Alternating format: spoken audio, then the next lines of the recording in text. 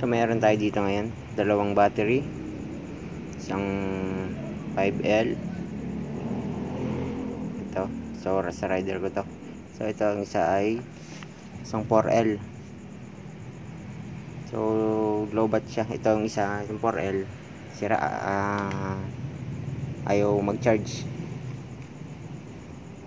Ito laging lowbat yung sa rider ko. So ngayon try natin i-repair. So tingnan natin yung voltage. So yan, lowbat na to. So try natin itong isa.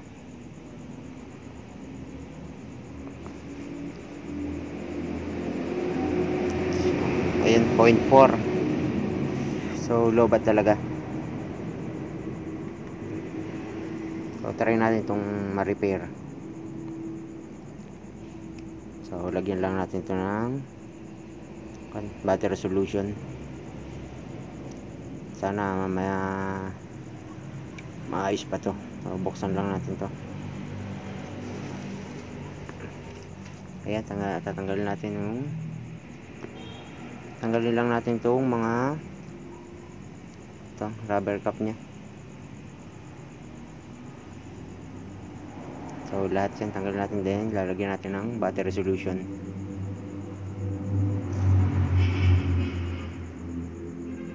Sana ma-repair. So yan, walang tubig. So try lang natin to kasi gel type to eh.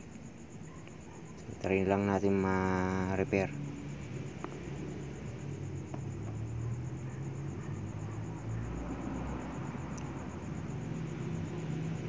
Tanggalin natin to.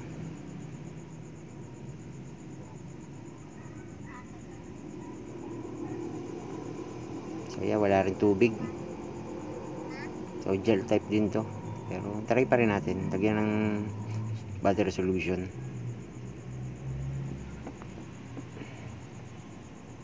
So ito. So nabibili lang yan. Magkano lang yan? 60 ata, 50. 1 litro. So try na lang nating lagyan ng tig 5 ml or 10 ml.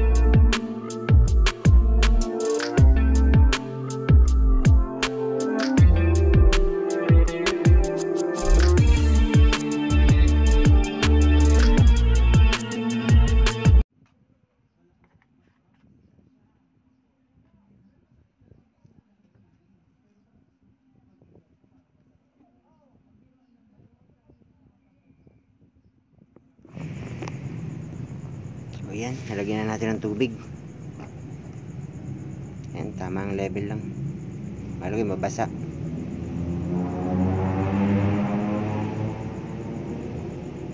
Pati yung isa nalagyan na rin natin.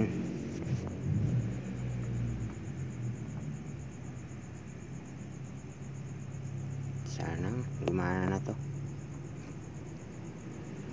So gawin natin, tester natin ulit. Check natin yung voltage. Kung nag-react yung may pagbabago.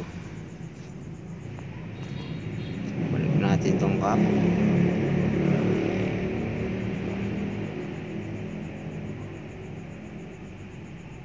Unahin natin tong maliit.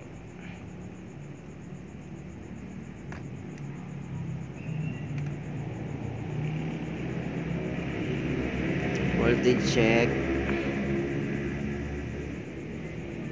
So yun, meron agad siya ng 3.6. Kanina ay 0.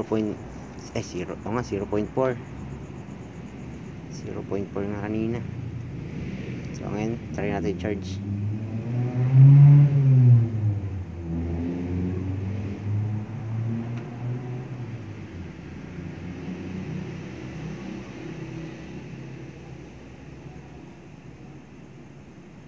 Charge natin. So wait lang, baligtad. Dito yung positive, then dito yung negative. Ayan, iwanan muna natin. Ayan. Iwanan natin yun dyan. So yan, charge siya. So 15 volts pa yung nare-reading. So iwanan muna natin mga 30 minutes. So yan, tinanggal ko yung isa. Pinuna ko muna itong malaki kasi gagamitin ko sa rider.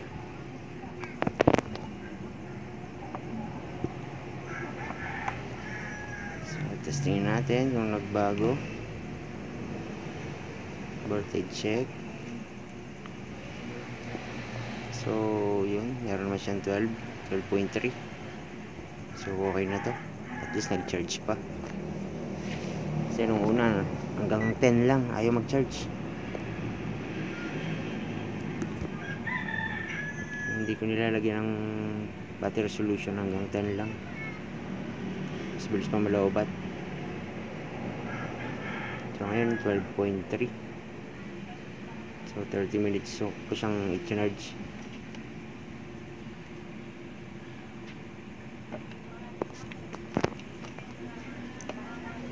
So yung isa, try i-charge lang natin mamaya. So voltage check ulit. Ayan, 10 point something, 10 volts na. So may pagbabago yung maliit. So testing natin ito sa motor. So charge na natin yung maliit ulit.